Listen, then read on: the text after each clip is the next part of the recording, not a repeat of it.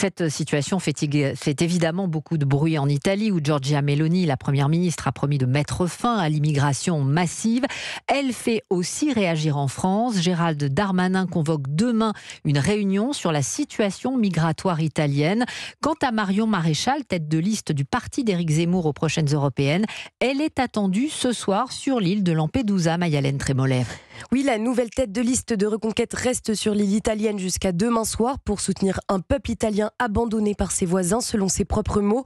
Même son de cloche partout à droite de l'échiquier politique, le président des Républicains, Éric Ciotti, réclame explicitement au gouvernement, je cite, des moyens militaires et civils sans précédent pour protéger nos frontières.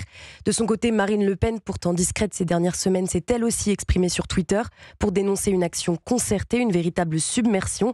Des déclarations qui poursuivent un objectif commun, mettre en lumière l'échec de la politique migratoire européenne, alors que le projet de loi immigration déjà très discuté doit arriver au Sénat d'ici quelques semaines. Cette crise s'inscrit dans un contexte sensible pour Emmanuel Macron, celui de la visite du pape à Marseille la semaine prochaine. Le souverain pontife a prévu de se rendre dans la cité phocéenne précisément pour parler de la situation migratoire, mais pas de quoi inquiéter l'Élysée selon plusieurs sources. La situation de Lampedusa ne devrait pas officiellement perturber le passage du pape François.